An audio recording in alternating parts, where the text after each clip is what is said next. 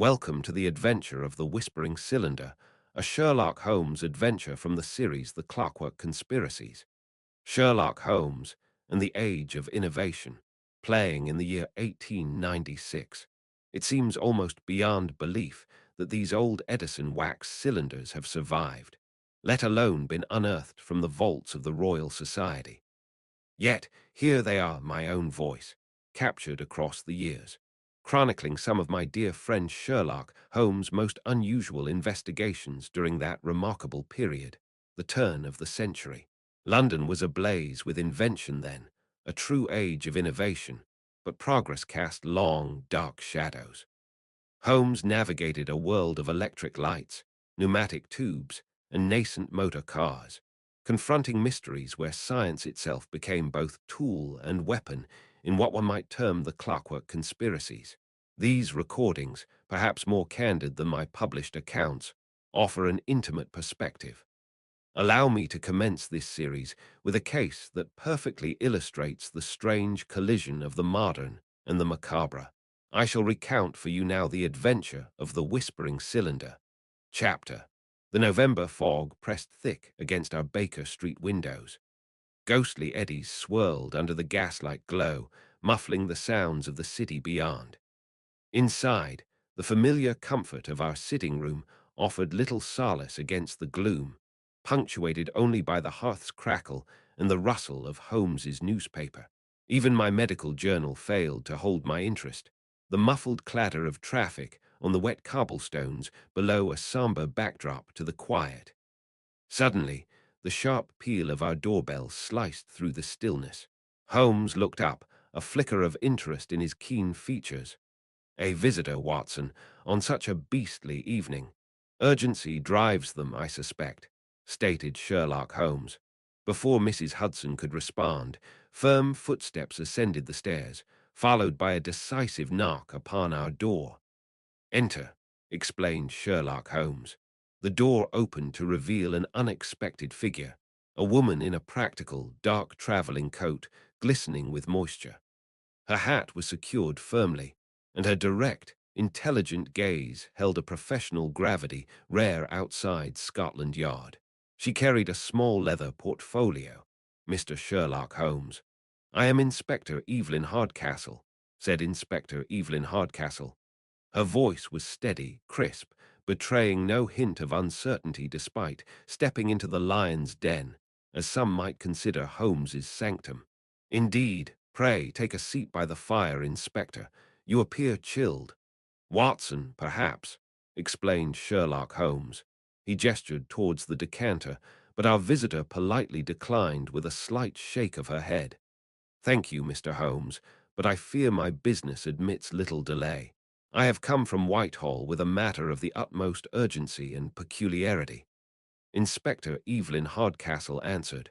Holmes leaned forward, his eyes gleaming. "Peculiarity is the province of the specialist, Inspector. Pray continue," remarked Sherlock Holmes. Inspector Hardcastle opened her portfolio, though she did not consult its contents immediately, her narrative flowing with practiced clarity. "This morning, Mr. Alastair Finch, a senior clerk in the records department, was found deceased within the Central Archive vault." Inspector Evelyn Hardcastle answered. "Deceased," I interjected, my medical instincts piqued. "How dreadful! Was it an accident?" Dr. John Watson commented. "That is precisely the problem, Dr. Watson. The room was sealed, hermetically sealed, in fact. There are no windows, and the single door is reinforced steel, bolted from the outside. It had not been opened since Mr. Finch entered yesterday evening," remarked Inspector Evelyn Hardcastle. Holmes steepled his fingers, his gaze fixed intently upon the inspector. "Sealed, you say? Then how was entry gained or the body discovered?" Sherlock Holmes observed sharply. "The vault is part of a new initiative. Documents are transferred via a network of pneumatic tubes connecting various departments. It is the only way anything enters or leaves that room when sealed. Mr. Finch was discovered by the head clerk, a Mr. Thorne, when Finch failed to respond to pneumatic messages this morning. Thorne had the door unsealed, said Inspector Evelyn Hardcastle. A pneumatic tube system, the arteries of modern bureaucracy, and the cause of death, Sherlock Holmes said. Undetermined as yet, though there are no obvious marks of violence. He was simply dead. In a room no one could enter or leave. The only possible ingress, those narrow brass tubes, seems utterly insufficient for a man, let alone an assailant, said Inspector Evelyn Hardcastle. Holmes rose abruptly, pacing before the fireplace, the tap of his slippers replacing the fire's crackle. Whitehall first assigned Gregson, diligent but conventional. Yet you are here, Inspector Hardcastle, known for tackling the unconventional. This suggests the official mind is profoundly perplexed, declared Sherlock Holmes. A slight, almost imperceptible tightening around Inspector Hardcastle's mouth confirmed Holmes's deduction. The circumstances are, as I stated, peculiar, Mr. Holmes. The pressure for a swift resolution is immense, given the location. Inspector Evelyn Hardcastle replied, "Excellent. A hermetically sealed room, a death without apparent cause, and the sole connection to the outside world a narrow pneumatic tube. Watson, the game is afoot. Inspector, we shall be pleased to accompany you to Whitehall at once. This promises to be a most stimulating affair." Sherlock Holmes noted. The fog outside seemed less oppressive, charged now with the potential of an impossible puzzle. As Holmes reached for his coat, I felt the familiar thrill of the chase. Our quiet evening was over. London's secrets awaited. Our hansom clattered to a halt before the imposing stone facade of the Whitehall edifice. Even the air here seemed weighted with the gravity of officialdom, a low murmur of administrative machinery humming beneath the surface of the grey London morning. Inspector Hardcastle met us just inside the echoing entrance hall, her expression composed, yet betraying a hint of the strain this peculiar case imposed. "Mr. Holmes, Dr. Watson, thank you for coming so promptly. The situation is precisely as I described." "This way, please," remarked Inspector Evelyn Hardcastle. Her footsteps clicked briskly on the polished stone floors as she led us through corridors heavy with the scent of old paper and sealing wax. The sounds of bustling offices faded, replaced by a curious, intermittent whispering sigh that seemed to emanate from the very walls. "The pneumatic system, I presume, Inspector," deduced Sherlock Holmes. "Indeed, Mr. Holmes, the lifeblood of the department's internal communication. It connects every vital office, including the records room," remarked Inspector Evelyn Hardcastle. She paused before a heavy steel door, beside which stood a man whose pinched features and meticulously neat attire spoke volumes of his character before he uttered a word. His posture was rigid, his hands clasped tightly behind his back. "This is Mr. Silas Thorne, head clerk. He discovered Mr. Abernathy," responded Inspector Evelyn Hardcastle. Mr. Thorne inclined his head stiffly, his gaze flicking nervously between Holmes and myself. "Gentlemen, a terrible business. Unfathomable. This room," remarked Mr. Silas Thorne. Thorne gestured towards the steel door, his voice tight with conviction, "is utterly impregnable, hermetically sealed when locked. No windows, a single door, solid steel. Only the pneumatic tubes offer any connection to the outside world, and those are purely for documents," Mr. Silas Thorne said. Holmes produced a lens, his keen eyes narrowing as he examined the door frame, momentarily oblivious to Thorne's presence. The inspector unlocked the heavy door, the mechanism grating loudly in the confined space. The air that met us from within was stale and unnervingly still. The records room was small and windowless, lined with metal shelves groaning under countless files. A stark outline marked the floor where Mr. Abernathy had been found. One wall was dominated by the pneumatic system's receiving station, a complex arrangement of brass tubes and levers gleaming under the gaslight. "Mr. Thorne, you personally ensured this door was locked last evening," Sherlock Holmes noted. Holmes straightened up, his eyes sharp as they fixed on the clerk. Thorne's voice rose slightly as he answered, his eyes darting between us. Absolutely, as I do every evening without fail. Security is paramount. No one could have entered or left after I secured it. No one, said Mr. Sealer's Thorne. His insistence was perhaps a shade too emphatic, his gaze unwavering, yet carrying an undercurrent of profound anxiety. Holmes stepped towards the pneumatic apparatus, tracing the path of a gleaming brass tube with a long, thin finger. The soft hiss of compressed air sighed from a distant part of the network. And these tubes, Mr. Thorne, you are quite certain they convey nothing but paper? Sherlock Holmes pointed out. Cylinders, Mr. Holmes. Standardized brass cylinders containing departmental correspondence. Nothing more. It is inconceivable, responded Mr. Sealer's Thorne. Holmes merely nodded slowly, his attention wholly captured by the intricate mechanism before him. He leaned closer, examining the receiving port, a thoughtful expression settling on his features. The silence in the room was broken only by the faint, ever-present whisper from the tubes, the building's mechanical secrets murmuring just beyond our grasp. Our interview with the agitated head clerk, Mr. Thorne, had concluded.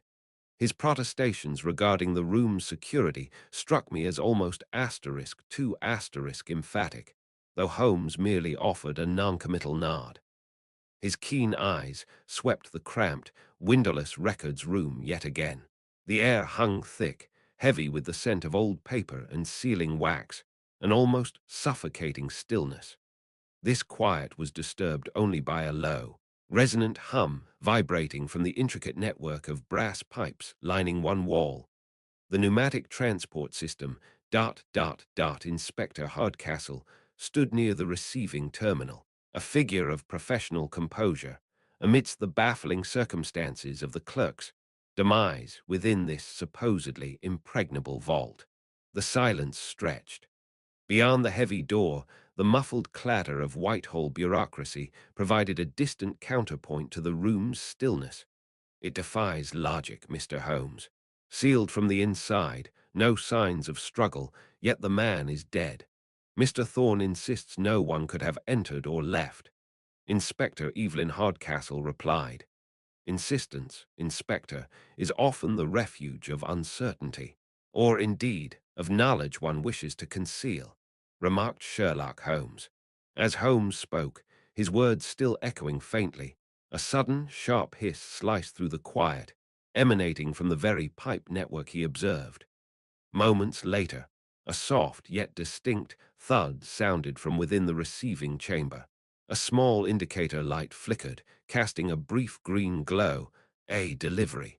Likely routine documents from another department, replied Inspector Evelyn Hardcastle.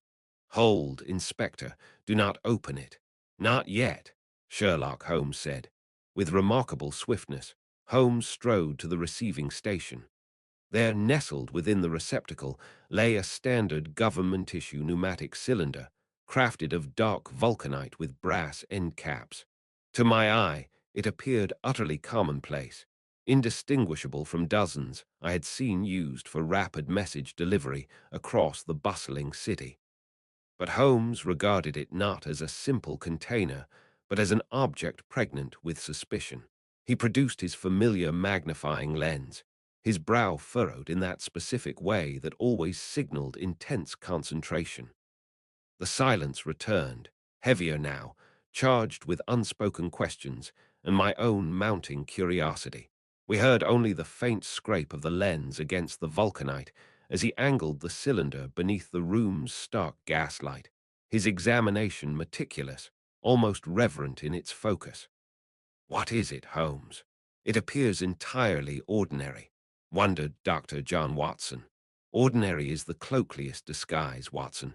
It is precisely its mundane appearance arriving moments after our discussion of impossibility, that commands our attention, declared Sherlock Holmes. He paused, his breathing barely audible, then drew a delicate pair of tweezers from his waistcoat pocket with a soft click. With the precision I had often observed during his chemical experiments, he probed the slight gap around the end cap. After a moment of intense stillness, punctuated only by the faintest scrape of metal on metal, he withdrew the tweezers, holding them carefully up to the light. "Observe," Sherlock Holmes noted. Clinging to the very tip of the tweezers were minute, almost microscopic, glittering specks. They caught the gaslight like tiny fragments of gold dust, impossibly small yet undeniably present. "Brass shavings," replied Inspector Evelyn Hardcastle.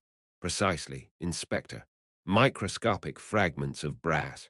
Not from the cylinder's exterior, which is polished smooth, but from within asterisk, lodged in the seal. Someone, somewhere, has recently worked upon the mechanism of such a cylinder or its contents. This is no routine delivery," Sherlock Holmes responded. He carefully placed the cylinder back into the receptacle, the vulcanite making a soft clink against the metal receiver. He handled it now with the utmost care, as if it contained not mere documents, but the very essence of the crime itself. The implications of his discovery hung heavy in the airless room, thick with unspoken menace. This cylinder, arriving at this exact moment, is not merely post. It is, I suspect, a message of a far more sinister sort, or perhaps even the instrument itself. We must understand the system, Watson. We must speak with someone intimately familiar with its operation, its vulnerabilities, and perhaps its recent modifications. Sherlock Holmes noted. Holmes's final words seemed to echo in the confined space, transforming the innocuous cylinder before us into an object radiating a palpable sense of menace. The path forward, it was now clear, lay deeper within the intricate, and perhaps treacherous, workings of this modern marvel of communication. The lingering scent of ozone and the faint metallic tang from the examined cylinder seemed to follow us as Holmes led the way from the records room. The brass shavings, microscopic yet profoundly significant in his eyes, were now secured within one of his specimen envelopes. Our footsteps echoed somewhat unnervingly in the deserted corridor, punctuated by the distant, rhythmic sighs and clicks of the very pneumatic system that lay at the heart of this baffling affair. Whitehall, after hours, felt hollow, expectant. His voice, though low, carried easily in the stillness. The cylinder yielded its first secret, Watson, minute particles of brass, not residue from the tube itself, which is steel, but likely from a mechanism within or attached to the cylinder. "Now, let us hear from the young apostle of progress, Mr. Julian Croft," replied Sherlock Holmes. We entered a small, functional office. Diagrams of mechanical apparatus cluttered the walls, while stacked engineering journals threatened to topple from every surface.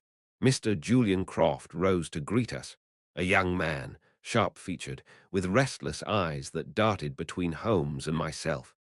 He gestured towards chairs with quick, almost jerky movements. His tone was clipped, striving for efficiency. "Mr. Holmes, Dr. Watson, a dreadful business, simply dreadful. I understand you wish to ask me some questions regarding Mr. Abernathy," Mr. Julian Croft answered. "Indeed, Mr. Croft. We are informed that you and the deceased had differing views, particularly concerning the implementation of the new pneumatic systems," Sherlock Holmes pointed out. Croft stiffened almost imperceptibly, folding his arms across his chest. "Differing views. A mild way of putting it, Mr. Holmes. Abernathy was resistant to change. He saw inefficiency as tradition," answered Mr. Julian Croft. His voice rose with frustration. "This entire department could run at twice the speed with half the staff if modern methods were fully embraced. But no, he clung to paper ledgers like a drowning man to driftwood." "Am I to understand, then, Mr. Croft, that your disagreements were frequent?" Dr. John Watson replied. "Constantly. Just last week, it was system integrity. I pushed for upgrades. He demanded we keep the original, flawed specifications.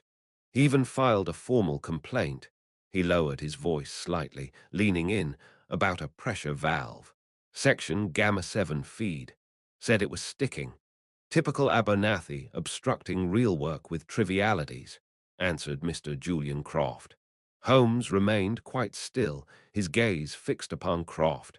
I saw nothing in his expression to indicate whether he placed any particular weight upon this revelation. "A faulty valve," he repeated, his voice neutral. "Gamma 7. You're quite certain of the designation?" Sherlock Holmes observed sharply. "Absolutely. Made quite a fuss. Even logged it himself in the maintenance register." He offered this detail with a hint of satisfaction, as if it settled the matter. Mr. Julian Croft answered. After a few more questions regarding Croft's whereabouts and routine, which he answered readily, we took our leave. Back in the corridor, the rhythmic sigh of the distant machinery seemed somehow louder, more insistent. "Holmes," I began, "that valve Abernathy complained about, could that be significant?" "A malfunction, perhaps?" Dr. John Watson inquired. Holmes gave a slight shake of his head, his pace quickening. "Its significance lies chiefly in Mr. Croft's eagerness to share it, Watson. A faulty valve. It's the perfect mundane detail, isn't it? Something technical, bureaucratic, easily offered to distract from the truly impossible. It reeks of misdirection. How could a sticking valve explain a murder asterisk inside asterisk a sealed room?" stated Sherlock Holmes. "Indeed, Croft offers a mechanical fault, easily investigated, easily dismissed. A classic diversion. While the official channels pursue that dead end, Watson, we must understand the man. You have a way with people. See what you can learn discreetly about Abernathy's recent state of mind, his routines, any unusual visitors or anxieties he may have expressed to colleagues." Sherlock Holmes responded. "Certainly, Holmes. While you were examining the scene earlier, I did make some preliminary inquiries with his immediate subordinate, a Mr. Peterson. A timid man, quite shaken. He confirmed Abernathy had been working late frequently and appeared unusually stressed, though Peterson attributed it merely to the pressures of the new system rollout and Abernathy's known resistance to it. Wondered Dr. John Watson. This brief exchange solidified our next steps. While the official investigation might chase phantom valve failures, Holmes sought the human element, the personal anxieties that might intersect with this technological marvel turned murder weapon. It was with this thought that we approached Abernathy's own workspace. It stood in stark contrast to Croft's modern clutter. Here, meticulously ordered ledgers and inkwells spoke of an older era. On the desk lay a half-written letter confirming the very anxieties Mr. Peterson had alluded to. It mentioned no faulty valves. Instead, Abernathy expressed deep concern about the security risks of the new system for sensitive documents, even noting recent unauthorized access attempts. He scanned the letter swiftly, his eyes alight with interest. "Ah, so Abernathy wasn't merely resistant, Watson, he was prescient. He foresaw the potential misuse of the very progress Croft champions. The brass shavings, the sealed room, the victim's own security fears. This points away from mere malfunction. It suggests a deliberate, sophisticated attack using the technology. We must now understand the true capabilities and vulnerabilities of these pneumatic systems." Sherlock Holmes noted. His words hung in the air, heavy with implication. The rhythmic sigh of the hidden machinery no longer sounded merely functional, but potentially sinister. It was clear our investigation must now delve into the very heart of this new industrial marvel, seeking the mind capable of turning progress into a tool for murder.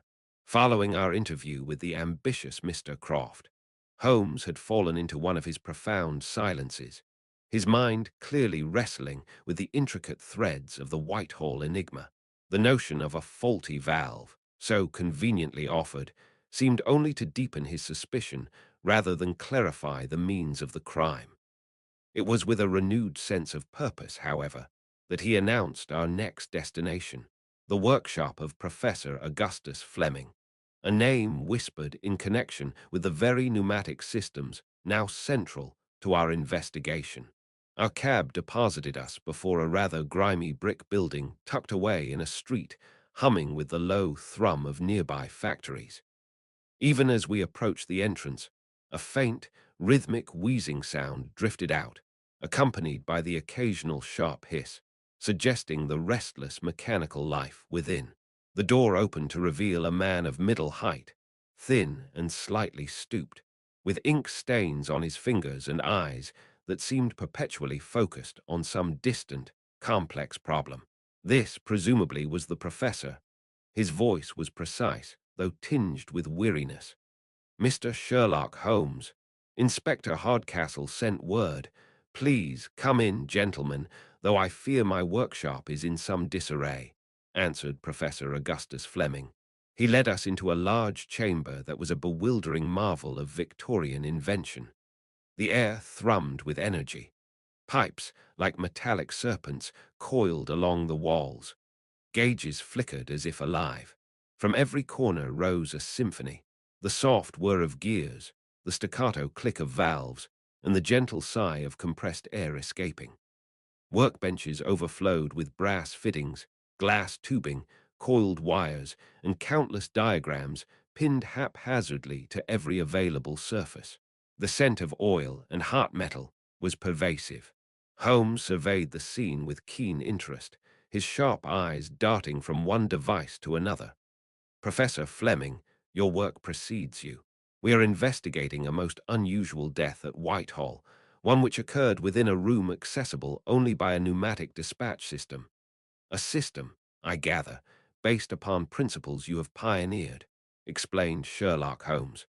Flemming gestured vaguely towards a complex assembly of pistons and cylinders. "My work goes beyond simple messages, Mr. Holmes. I explore making things smaller, controlling pressure more precisely, even basic automation. The potential is vast, though putting it into practice is often challenging," remarked Professor Augustus Flemming. His enthusiasm seemed tempered by a shadow of concern. He paused, running a hand through his already untidy hair. "But you mentioned Whitehall. There has been a complication. A theft." His tone dropped, becoming grave, said Professor Augustus Flemming. "A theft, Professor?" I inquired. Dr. John Watson said. "Indeed, Dr. Watson, specific blueprints, my most advanced yet theoretically grounded work, designs detailing two critical components." He swallowed, his gaze shifting uneasily towards a conspicuously empty space on one of the main drafting tables. Remarked Professor Augustus Flemming. Holmes leaned forward slightly, his voice quiet but intense. "And what components might those be, Professor?" remarked Sherlock Holmes. Flemming spoke reluctantly, as if uttering a dark secret. "First, plans for a tiny device, small enough to fit inside a standard cylinder, designed to release gas upon a remote signal precisely. Second, and this is deeply concerning, special methods to shield such a cylinder. Ways to hide it from magnetic security scans and fool the usual pressure safety checks," Professor Augustus Flemming said. A cold dread settled upon me. A weaponized cylinder, undetectable, delivered through the very arteries of government communication. The impossible murder suddenly seemed terrifyingly plausible. Holmes, however, showed no outward sign of shock. His attention had fixed upon a small, gleaming shaving of metal lying near the edge of the drafting table. "Remotely triggered," Holmes murmured, lifting the tiny metal curl. "Shielded and miniaturized." He held it towards the flickering gaslight, his eyes narrowing as he examined it closely. "The construction of such a device would require extraordinary precision, Professor. Access not only to your designs, but also to materials and machining capabilities of a very high and very specific order," Sherlock Holmes responded. He turned the brass shaving over, his expression thoughtful, almost predatory. I could sense his mind forging a new link in the chain, connecting the theoretical brilliance of the professor's stolen work with the practical, and no doubt ruthless, application required to turn it into an instrument of death. The air in the workshop, moments before alive with the hum of progress, now seemed thick with menace. The gloom of a London afternoon pressed against the windows of 221 B. Baker Street. The steady drumming of rain upon the glass provided a somber accompaniment to our thoughts, punctuated by the occasional crackle from the hearth. We had returned from Professor Flemming's workshop, burdened by the knowledge of his stolen designs, schematics, for a device of insidious potential. Holmes had retreated into one of his profound silences, perched amidst the familiar clutter of our sitting room, his attention fixed upon the small, corked test tube containing the minute brass shavings. The air was thick with the scent of his strong tobacco, mingling with the faint, acrid tang of chemicals from his corner table, where a retort bubbled quietly over a low flame, adding its own soft hiss to the room's sounds. Suddenly he sprang up, his eyes alight with the fire of discovery. He moved swiftly to his microscope, placing the test tube beneath its powerful lens and adjusting the focus with nimble fingers. "Watson, come here. Lend me your eyes. They may be younger, though perhaps less practiced in spotting villainy etched in metal," deduced Sherlock Holmes. I moved to his side, peering into the eyepiece. The brass shaving, magnified enormously, revealed incredibly fine, almost unnaturally precise grooves along its surface marks left by some machining process of extraordinary exactitude. The metal itself possessed an unusual luster, subtly different from common brass. "Remarkable precision, Holmes. But what does it signify?" Dr. John Watson added. "It signifies everything," he declared, his voice sharp with certainty. "Observe the unique quality of the alloy, Watson, and particularly these tooling marks. They are as distinctive as a signature. This is not the work of some common tradesman. This level of miniature craftsmanship is the unmistakable hallmark of the Clockwork Gang," Sherlock Holmes said. The name hung in the air, heavy with implications. The Clockwork Gang, phantoms of the underworld, renowned for their intricate mechanisms, their impossible thefts, and their uncanny ability to meld clockwork precision with criminal enterprise. Their legendary handiwork was whispered about, their members elusive shadows. Good heavens, Holmes, the Clockwork Gang. But their operations have always focused on high-value theft, intricate bank vaults, jewel repositories. Murder seems quite outside their usual methods, Dr. John Watson commented. "Precisely. This murder is likely just one piece of a larger, more complex scheme. Consider the facts. Professor Flemming's designs for a miniature gas release mechanism, deployable via pneumatic tube, are stolen. Then a government clerk dies in a sealed room, accessible only by such a tube. And we find metal shavings bearing the unmistakable signature of a gang known for their expertise in miniature engineering and exotic metallurgy. The connection, Watson, is undeniable," declared Sherlock Holmes. He paced the room, his footsteps muffled by the rug, the energy radiating from him almost palpable. Outside, the rain seemed to lash harder against the window panes, mirroring the storm gathering in our investigation. "The gang possesses the skill," Holmes mused aloud. "Fleming's stolen work provides the means, a remotely triggered cylinder, perhaps carrying a lethal, fast-acting gas, sent through the pneumatic system. Imperceptible, untraceable, almost. Before I could fully grasp the chilling hypothesis, there came a firm, decisive knock upon our door. A moment later, Mrs. Hudson admitted Inspector Evelyn Hardcastle of Scotland Yard. She brought the damp chill of the outdoors with her, the scent of wet wool clinging to her coat. Her expression was strictly professional, though I noted a distinct tension around her eyes and the clipped, precise manner in which she held herself. "Mr. Holmes, Dr. Watson." Her voice was crisp, cutting through the room's heavy atmosphere like the damp air she'd brought in. "Apologies for the hour, but this cannot wait." "Have you made progress?" remarked Inspector Evelyn Hardcastle. "Indeed, Inspector. We have identified the probable architects of this tragedy. The evidence points unequivocally towards the Clockwork Gang." replied Sherlock Holmes. Inspector Hardcastle's professional mask remained firmly in place, but I saw a flicker of grim recognition in her eyes. We accompanied her back to Scotland Yard, the cab splashing through rain-slicked streets, the rhythmic squeak of the wipers accompanying the downpour. The echoing stone corridors of the yard felt colder, more impersonal than usual, our footsteps resounding in the quiet. In a small, functional office, Holmes elaborated, clearly linking the shavings, the gang's unique expertise, and Fleming's stolen blueprints. He sketched his theory of the weaponized cylinder, a deadly message delivered through the very veins of government communication. The Clockwork Gang. Her voice was low, controlled, yet tight. Their technical skill is legendary, yes. If they've weaponized Fleming's designs, the implications are severe. But the Whitehall system, Mr. Holmes, its security protocols are stringent. How could any asterisk unauthorized device possibly bypass them? Answered Inspector Evelyn Hardcastle. Ah, that, Inspector, is the critical question, Holmes replied, his gaze sharp. The gang provides the what asterisk and the how.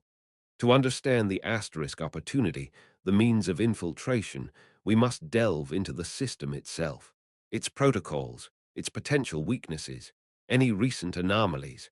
Our next conversation must be with someone who understands the intricate workings of the Whitehall pneumatic network from the inside. Sherlock Holmes noted. He paused, letting the implication settle in the quiet room, marked only by the distant, rhythmic ticking of an unseen office clock somewhere down the hall. The path ahead led directly into the heart of government operations, and potentially into a deeper, more dangerous conspiracy. Our hansom drew up before the imposing stone facade of Whitehall. The very air here seemed thicker, weighted with the gravity of governance. Within the echoing corridors, we heard the rhythmic tap of clerks' shoe leather on polished floors. It mingled with the distant, muffled hiss and thud, the sounds of the very pneumatic systems we had come to investigate. Holmes, having established the Clockwork Gang's likely involvement through the peculiar metallurgy found at the scene, was now intent on understanding the precise vulnerabilities of this new communication network. We were shown into the office of Lord Whitehall, a man whose weary eyes and slightly stooped shoulders bespoke the immense pressures of his position. Maps of the burgeoning network adorned his walls, alongside diagrams of complex machinery. The room, though grand, possessed the faint, dry scent of official documents and sealing wax. His greeting was cordial, yet tinged with a palpable weariness. "Mr. Holmes, Dr. Watson, please come in. Inspector Hardcastle has, I trust, apprised you of this dreadful situation. Utterly baffling. That records room was, I assure you, hermetically sealed.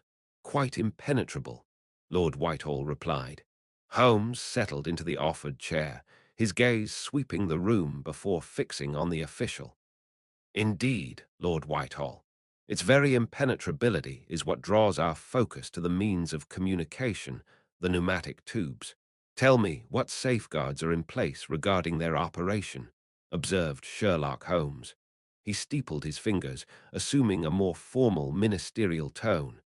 Naturally, security was paramount. Pressure sensors monitor the integrity of the lines constantly. Furthermore, protocols were developed for scanning the contents of cylinders entering sensitive areas. Although, he hesitated, a flicker of distinct unease crossing his features, replied Lord Whitehall. "Although," Holmes prompted, his voice quiet but insistent, cutting through the official's pause. Sherlock Holmes responded. The official sighed, the sound heavy in the quiet room, barely audible above the ticking of a large mantel clock. There was considerable pressure, immense pressure in fact, to expedite the system's implementation. Full operational capacity was demanded well ahead of schedule. Inspector Hardcastle, I must say, argued most forcefully that certain checks, the content scanning, some of the finer pressure calibration protocols were causing simply unacceptable delays, remarked Lord Whitehall. I glanced at Holmes. His expression remained impassive, yet I sensed a heightened alertness, a focusing of his extraordinary faculties like a lens gathering light. Hardcastle advocated bypassing security measures, I asked, unable to entirely conceal my surprise. Asked Dr. John Watson. He shifted uncomfortably in his chair, avoiding my direct gaze. She framed it as streamlining, eliminating redundant steps, she said, to achieve necessary efficiency. Given the considerable push from higher authorities, I felt compelled to acquiesce. Temporarily, you understand. Only temporarily, responded Lord Whitehall. And were there any incidents, malfunctions during this expedited phase? Holmes inquired smoothly, his tone giving no hint of judgment. Deduced Sherlock Holmes, his brow furrowed in recollection. There was. Yes, what one might term a near miss. Some weeks ago, a cylinder arrived quite unexpectedly in the Foreign Office registry wrong pressure signature, entirely unscheduled. It caused a bit of a flutter, naturally. Inspector Hardcastle conducted the investigation. Her report concluded it was merely a minor system glitch, a pressure fluctuation easily rectified. She assured me it was quite insignificant, responded Lord Whitehall. Holmes rose abruptly then, the movement sharp, signaling the interview's conclusion in his mind. The air in the room felt suddenly colder, charged with unspoken deductions. A system glitch, Holmes murmured, his voice low but sharp, almost tasting the words. Content scanning bypassed, pressure monitoring protocols relaxed, and an inspector eager to dismiss anomalies. Thank you, Lord Whitehall. You have been most illuminating indeed, Sherlock Holmes pointed out. As we stepped outside, the grey London afternoon enveloped us. The city's usual clamour had faded to a distant murmur, leaving our footsteps to echo with unusual clarity as we made our way towards the embankment. Holmes, I exclaimed, my voice tinged with disbelief. Surely you cannot suspect Inspector Hardcastle. Why, she's the very one who brought us this case, Dr. John Watson added. He glanced at me, a curious, analytical light in his eyes. Hardcastle's insistence created the very vulnerability required for this murder, Watson. A pressure anomaly dismissed. Security protocols bypassed upon her urging. It provides the perfect vector for the Clockwork Gang's specialized skills. Whether she is a willing participant, an unwitting pawn, or perhaps the victim of calculated misdirection, that remains to be seen. But the path is clearer now.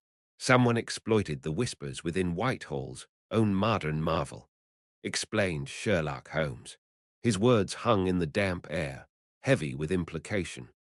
The very efficiency Hardcastle championed had become the instrument of death, and the shadow of suspicion, whether justified or deliberately cast, now fell squarely upon the forward-thinking inspector herself. A chill that had little to do with the encroaching evening settled upon me as we walked on into the London gloom. The next day brought no dawn, only the oppressive weight of a true London fog. Yellow-grey and thick as sacking, it pressed against our Baker Street windows, muffling the city's usual clamour to a ghostly whisper. Hoofbeats on the cobbles below sounded distant, and the cries of street vendors vanished quickly. Inside our rooms, gas lamps burned early, casting long shadows that deepened the gloom. Holmes had been unusually quiet since our talk with Lord Whitehall.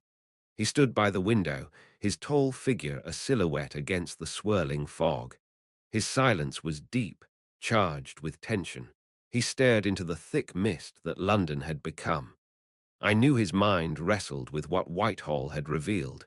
The ignored safety rules, the convenient equipment failure, and the suspicion falling, perhaps too easily, on Inspector Hardcastle.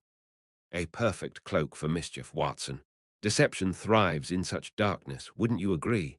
Both the fog outside and the fog of this case, deduced Sherlock Holmes. Before I could reply, our thoughts were interrupted. A sudden, sharp thump came from the corner, followed by the hiss of compressed air. It was the pneumatic message tube. This recent addition connected us, sometimes, to the city's growing network. Its arrivals were usually less sudden. Holmes turned swiftly, his quiet mood vanishing instantly.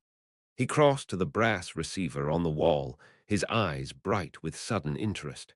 He twisted the valve, and a standard government cylinder clattered into the tray. Yet, something in his manner, a sharp alertness, told me this was no ordinary message. He unscrewed the cap with quick fingers and took out a small roll of paper. He smoothed it on the mantelpiece under the gaslight.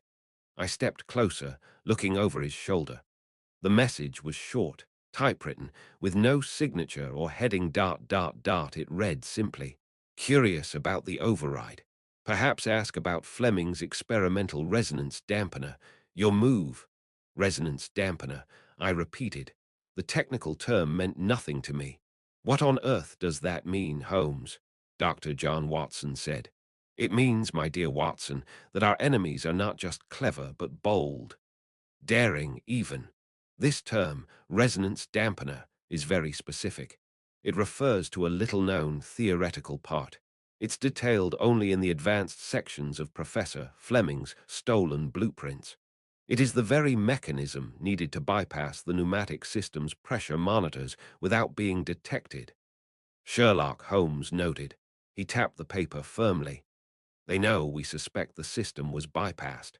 They know we are likely talking to Flemming, or at least looking at his known work. This is not just a clue. It is a direct challenge, Watson. A taunt sent through the very system they have broken into," deduced Sherlock Holmes.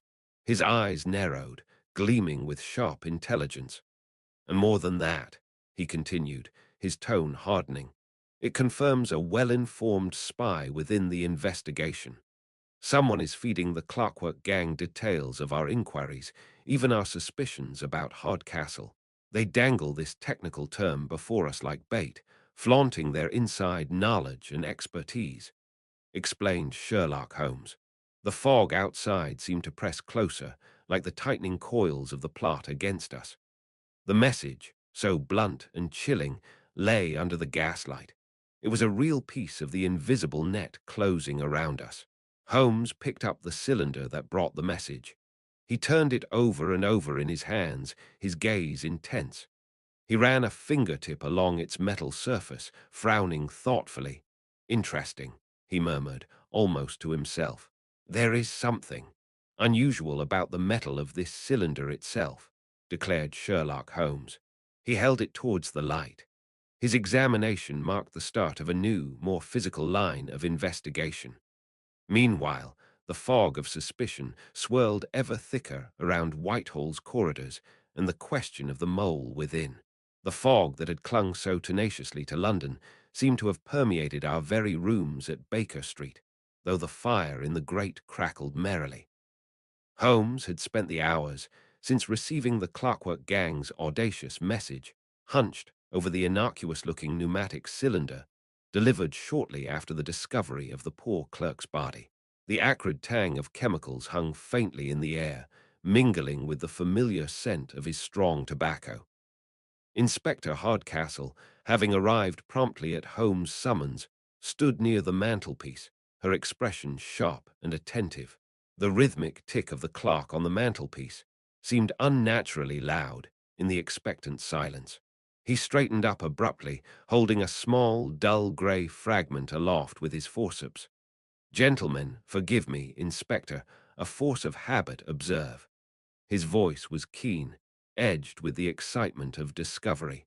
This cylinder, ostensibly a routine dispatch, contained more than just mundane paperwork. Sherlock Holmes said dot dot dot. Inspector Hardcastle leaned forward, her gaze fixed on the fragment. I stepped closer myself, peering at the small piece of material. It looked unremarkable, like lead perhaps, yet possessed a curious lack of luster. Her tone was crisp, professional. "Identify the material, Mr. Holmes. Is it merely part of the cylinder casing?" Inspector Evelyn Hardcastle replied. "Not merely casing, Inspector. It is a lining, carefully applied to the asterisk inside of the cylinder's cap. I have subjected it to several tests." He gestured towards his array of bottles and wires on a side table. It exhibits peculiar properties. Most notably, it acts as a shield against electrical and magnetic forces, concepts much discussed in the scientific journals following the recent work of Maxwell and Hertz, though applying them in this manner is quite novel, observed Sherlock Holmes. Electromagnetic? I queried. The term is out of place in a government records room as a fish on a bicycle. What bearing could such scientific jargon have on our case, Holmes? Dr. John Watson commented. Holmes placed the fragment onto a watch glass with the delicacy of a jeweler handling a priceless gem. From the street below, the clop of hooves and rattle of wheels faded, leaving only London's ever-present murmur. He paused, letting the silence stretch for a moment. Everything, Watson. Consider the pneumatic system, a marvel of modern engineering, efficient, secure. Lord Whitehall stakes his reputation upon it. But its security relies on electrical signals, magnetic catches, pressure sensors, all vulnerable, theoretically, to interference, as any student of modern physics might postulate. He tapped the watch glass gently. This material, however, could effectively render the cylinder invisible to the system's magnetic locks and electrical sensors, Sherlock Holmes said. She spoke thoughtfully, tapping a finger against her chin. Shielding, you say. So the implication is a breach, bypassing the established security protocols via the tube system itself, replied Inspector Evelyn Hardcastle. Precisely, and not just shielding. Recall the term the gang used in their message, Inspector, the resonance dampener. It aligns perfectly with certain highly advanced, purely theoretical papers stolen from Professor Flemming. Papers exploring the very edge of our current 1896 understanding of electromagnetism, building upon established principles, but venturing into applications few would deem practical yet. They describe materials that could counteract specific security measures, essentially, a key to bypass an electronic lock without leaving a trace, stated Sherlock Holmes. He picked up the cylinder itself, turning it over in his hands. The gas lamp hissed softly, casting flickering shadows. This lining wasn't merely passive shielding. It was part of an active device designed to fool the receiving station's safeguards. It allowed this cylinder, carrying its deadly payload, to arrive not as an anomaly, but as a perfectly routine delivery, stated Sherlock Holmes. Good heavens, Holmes. You suggest the cylinder itself was the murder weapon, delivered through the very system designed to protect the records room, Dr. John Watson commented. Her eyes narrowed slightly, her voice sharp. Fleming's theories, applied. This points to a level of technical sophistication far exceeding common criminals, grounded in the most current, albeit experimental, science. The Clockwork Gang possesses significant resources, Mr. Holmes, significant expertise, answered Inspector Evelyn Hardcastle. He nodded grimly. Indeed, they have not only the professor's stolen genius, but the means to apply it. This fragment confirms their method. The how of this impossible crime is becoming clearer. His gaze sharpened, fixed on some distant point only he could see. Now, we must focus on the final details of its execution, Sherlock Holmes pointed out. He set the cylinder down with a soft click, the sound echoing the finality of his statement. The path ahead seemed clearer, yet the identity of the mastermind behind the Clockwork Gang remained shrouded, as elusive as the fog that still pressed against our window panes. The remnants of our discussion with Inspector Hardcastle concerning the peculiar electromagnetic residue still hung in the Baker Street air, thick as the fog that pressed against the window panes. Outside, the muffled clatter of hooves on wet cobblestones provided a somber rhythm to the evening. Holmes, who had been staring intently into the flickering flames of the hearth, suddenly turned, his eyes alight with the familiar spark of synthesis. He began abruptly, dispensing with pleasantries. The cylinder, Watson. We have chased the phantom of its contents, but considered insufficiently its arrival asterisk. Sherlock Holmes responded. I confess I was still grappling with the implications of overriding security through electromagnetism, a concept bordering on the fantastical despite Fleming's theoretical work. It's a rival, I echoed. But Thorne was most insistent the pneumatic system was routine, the seals inviolate until the discovery. Dr. John Watson commented. His voice took on a didactic tone, yet held an undercurrent of excitement. Precisely, Watson. Consider the timeline. The room was sealed before the fatal event and remained so after. Yet somehow the means of death arrived during that sealed period. How do you suppose that occurred? Explained Sherlock Holmes. He paused, letting the paradox settle. A log shifted in the grate, sending a brief shower of sparks upwards. Via the cylinder, I stated, feeling it was obvious. Responded Dr. John Watson. Indeed, but not as a simple projectile carrying poison. Think Watson, a delayed action, something introduced within the cylinder, inert upon arrival, triggered only later. What natural change occurs within that sealed chamber connected to the pneumatic network, asterisk after the cylinder has arrived, stated Sherlock Holmes. I considered the mechanics as described by Croft and Thorne. Pressure, I ventured. The pressure changes when cylinders arrive or are dispatched, Dr. John Watson replied. Holmes nodded sharply. Excellent. Fleming's stolen designs weren't limited to electromagnetism. They detailed intricate work on miniaturized barometric triggers, devices sensitive to minute shifts in air pressure, and precise chemical timers. Imagine a small, cleverly engineered mechanism nestled within that final cylinder. It arrives, seemingly inert. Later, another routine dispatch or arrival subtly alters the room's air pressure, explained Sherlock Holmes. His hands moved, sketching the mechanism in the air. Just enough to activate a preset timer, or perhaps the pressure shift itself acts as the direct trigger, releasing a small quantity of a potent, fast-acting gaseous poison. In such a confined space, it would be lethal within moments. Ingenious and horrifying, I murmured. But the electromagnetic override, where does that fit? Dr. John Watson commented. His expression grew graver. That, Watson, reveals the true depth of their planning and the necessity of an inside accomplice. The murder weapon arrives via the tube, yes, but consider the aftermath. How could they confirm their device worked, or perhaps retrieve incriminating components after the alarm was inevitably raised? Thorne's system was meant to be inviolable from the outside, observed Sherlock Holmes. This is where Fleming's more esoteric work comes into play. The electromagnetic device, based on principles barely understood outside his laboratory, allowed them to momentarily disable the specific locking mechanism of the record's room door from the corridor asterisk. They likely used a portable generator emitting a focused pulse, precisely tuned to the unique metallic composition of that specific lock, the very composition responsible for the trace residues Hardcastle found. This created a brief window, just seconds perhaps, to verify their grim success or retrieve something vital before the lock re-engaged and the room appeared untouched, replied Sherlock Holmes. I felt my brow furrow as I grappled with the sheer complexity of the scheme. It implied not just technical brilliance, but a disturbing level of inside knowledge.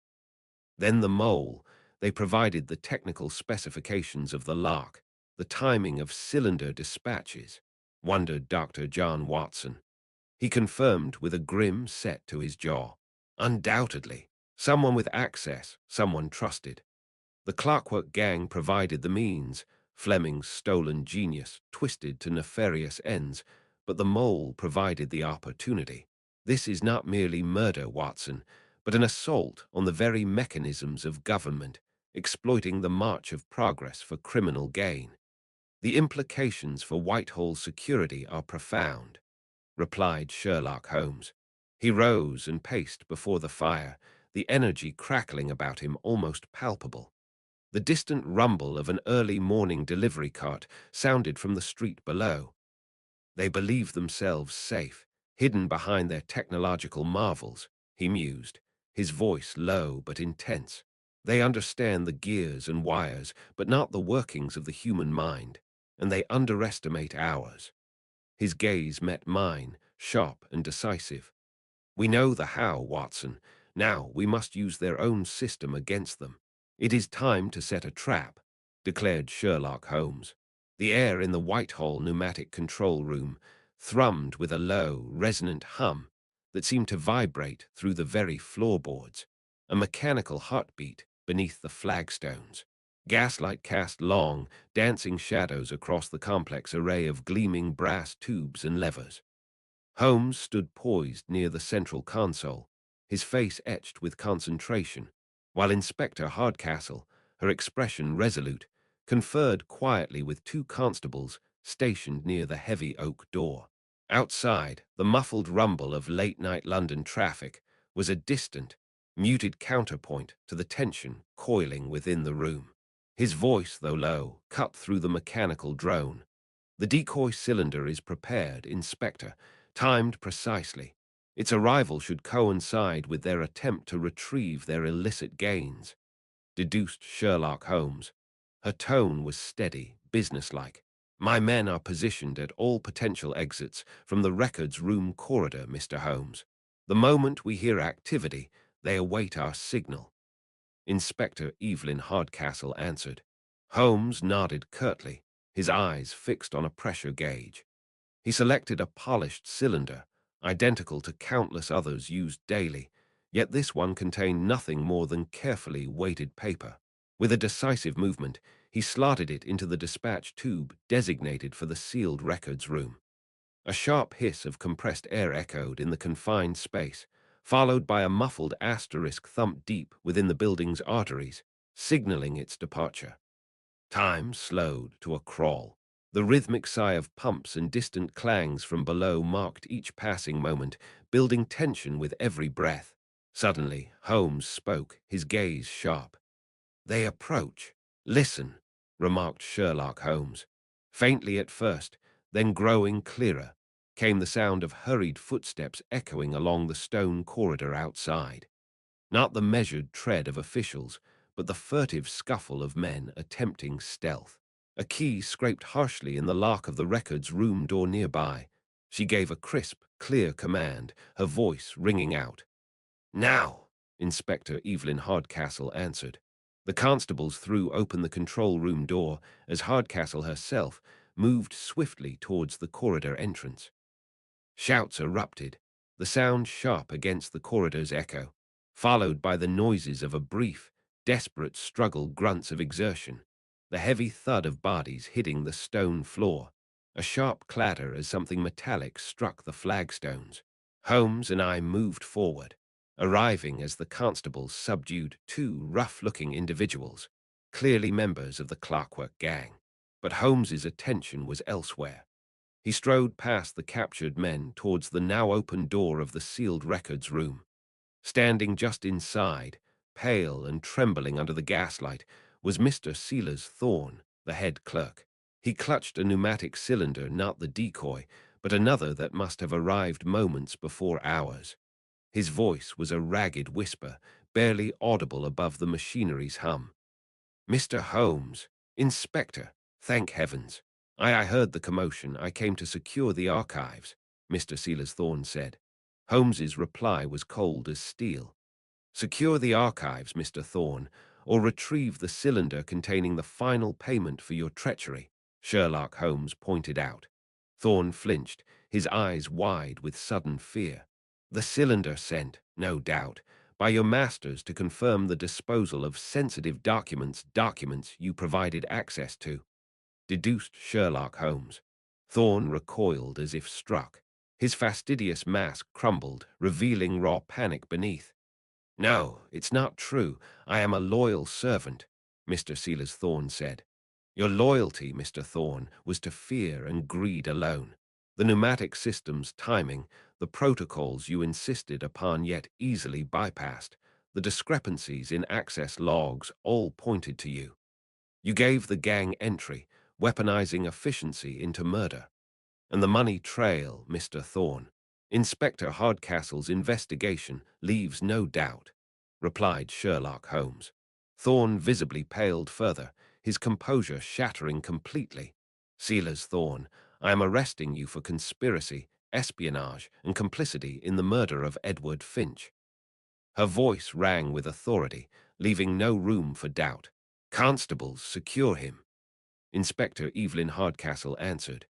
As Thorne was led away, protesting weakly, his cries swallowed by the corridor, a profound silence fell, broken only by the ever-present, almost hypnotic hum of the machinery.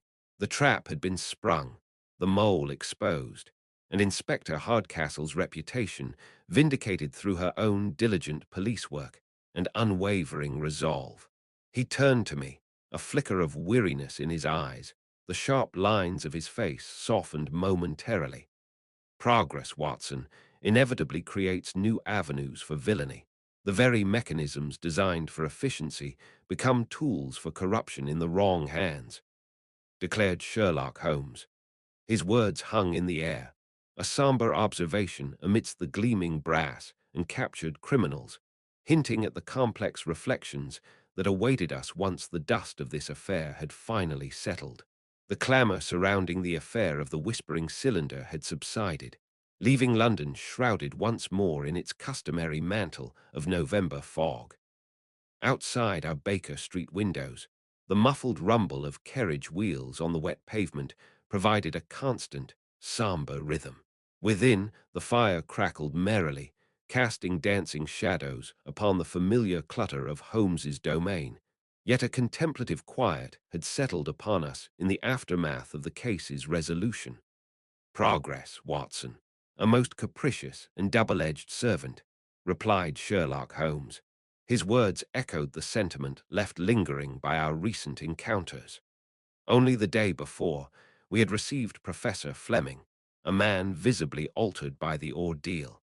His usual scientific fervor was replaced by a profound unease. My pneumatic systems, I intended them for efficiency, for communication, Mr. Holmes. Not for this. It gives one pause. A terrible pause, replied Professor Augustus Flemming.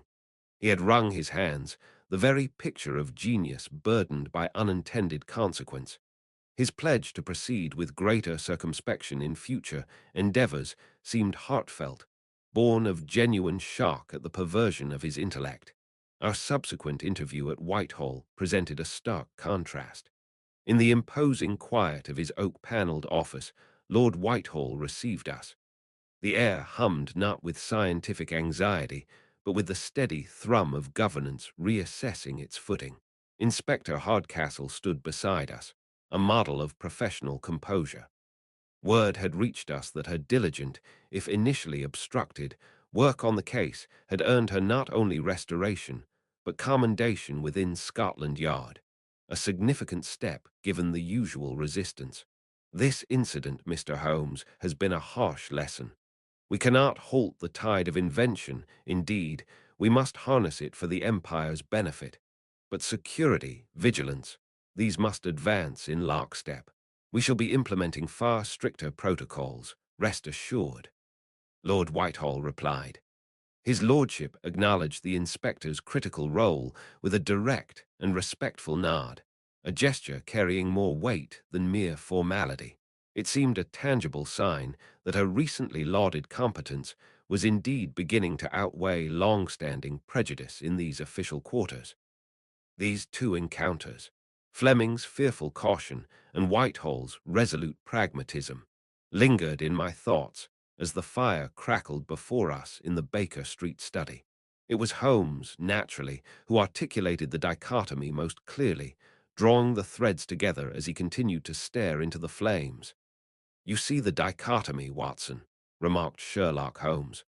Flemming, the creator, recoils, questioning the very nature of his gift. Whitehall, the administrator, sees the danger but remains committed to the path, albeit with newfound caution. Stated Sherlock Holmes. One fears the beast he has unleashed. The other seeks stronger chains to bind it. And the Clockwork Gang, Thorn's betrayal from within, Dr. John Watson inquired. Mere symptoms. The true malady is the relentless march of the new, Watson, trampling the unwary and offering glittering opportunities to the unscrupulous. Thorn feared obsolescence. The gangs saw advantage. Both were reactions to the pressures exerted by Flemming's tubes and Croft's ambitions. Sherlock Holmes responded. He rose and paced before the fire, the restless energy returning to him. Outside, a lone gas lamp flickered, casting an elongated, distorted shadow of a passer-by against the swirling vapor. Every advancement, he continued, his voice regaining its familiar analytic edge. From the telegram to the pneumatic post, creates fresh vulnerabilities. Our task, Watson, grows ever more complex. We must not only pursue the criminal, but understand the shifting landscape upon which he operates. A daunting prospect, Holmes. Dr. John Watson added, Indeed, but necessary, for progress waits for no man, and neither, I suspect, does crime. A faint smile touched his lips.